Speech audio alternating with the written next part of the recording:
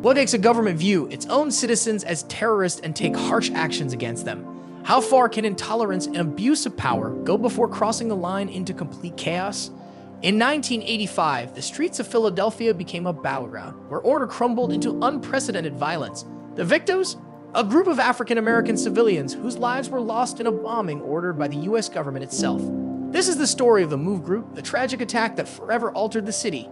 On May 13, 1985, Philadelphia woke up to what seemed like another typical spring day. The morning sun's rays filtered through the cobblestone streets and historic buildings, promising a peaceful day in the land of American freedom. However, no one could have predicted the tragic turn of events that would unfold on a quiet residential street in the west of the city. That day would mark one of the darkest and most infamous chapters in the history of Philadelphia and the United States.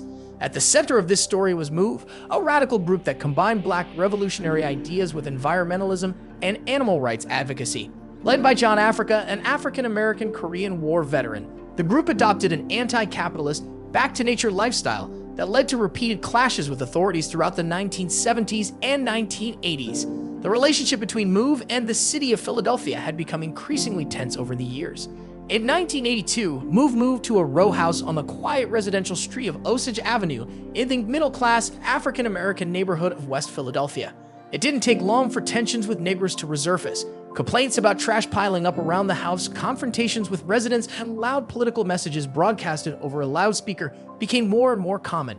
After 3 years of growing unrest, then Mayor Wilson Goode, the first African-American mayor of Philadelphia, decided to evict MOVE from their house on Osage Avenue. Maybe it was the right decision as their presence disturbed the neighborhood's peace.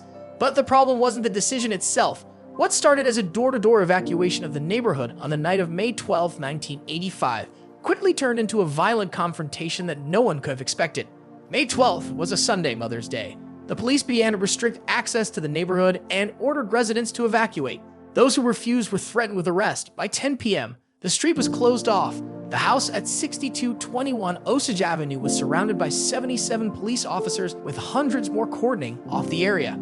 On the morning of May 13th at 5:30 a.m., MOVE members were given the eviction order. Police Commissioner Gregor J. Samber shouted through a megaphone, "Attention MOVE! This is America! You have to abide by the laws of the United States." 20 minutes later, the first shots rang out, unleashing absolute chaos.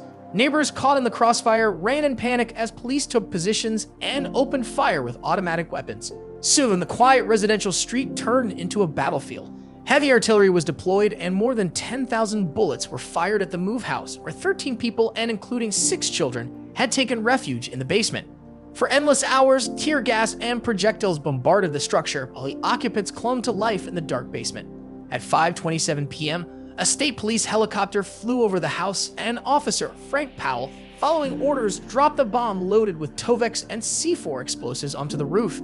These were powerful explosives, the kind used in Vietnam. As a result, the explosion unleashed hell on earth. The impact of the bomb ignited the structure instantly. A wall of devouring flames began to spread throughout the block, consuming house after house in its destructive path. Police Commissioner Gregor Samber made the fatal decision to let the fire burn. Smoke billowed as Philadelphians watched in disbelief. Their city had bombed its own people. By the next morning, the scene was a nightmare. 61 houses had been reduced to ashes, leaving 250 residents homeless. But the most chilling part was the fate of the occupants of the MOVE house. 11 people, including 5 children aged 7 to 13, died in the fire. Their charred remains lay scattered among the smoldering debris, mixed with bone fragments and the sickening smell of burnt flesh that hung in the air. Only 2 people managed to escape with their lives. Ramona Africa, 29, and Bertie Africa, a 13-year-old boy, both severely burned. Ramona would later recall how they tried to flee through the basement exit, only to be forced back by a hail of police gunfire. It was clear no one was supposed to survive. Among the fatal victims were John Africa, the movement's founder, and 5 children: Tree, Nana, Delasha, Little Phil, and Tomasa. Those were their names. Their lives, along with those of 6 other adults, were snuffed out in a matter of hours by an unjustifiable act of violence perpetrated by the very authorities. As rescuers recovered the charred remains, anger and outrage spread throughout the city. How could such an atrocity have occurred in a nation that prided itself on being the cradle of liberty, right in the middle of a residential street? The response seemed evasive and elusive. Despite 2 grand jury investigations, a civil lawsuit, and a final report that labeled the attack as reckless, ill-conceived, and hastily approved, no one was criminally charged for the massacre. The only person convicted was Ramona Africa, who was imprisoned for 7 years on charges of riot and conspiracy, despite being a victim of the bombing. Meanwhile, officials involved in planning and executing the operation never faced legal consequences. Mayor Wilson Goode, who had approved the eviction, but claimed to have been unaware of key aspects of the plan, apologized repeatedly, but the city never issued a formal apology. As time went by, the wounds from that day stayed fresh in Philadelphia. A small plaque at the bombing site was the sole memorial to the tragedy. Meanwhile, retired Philadelphia police officers continued to defend their actions on that fateful day.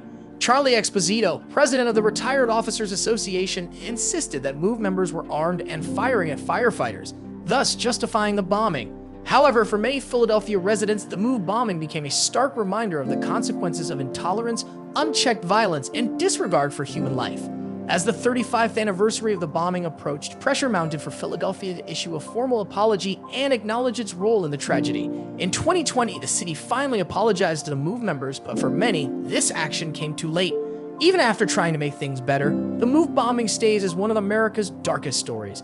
People in Philadelphia, especially those in African-American neighborhoods, still wonder how such a terrible thing could happen. They're looking for answers to prevent it from ever happening again.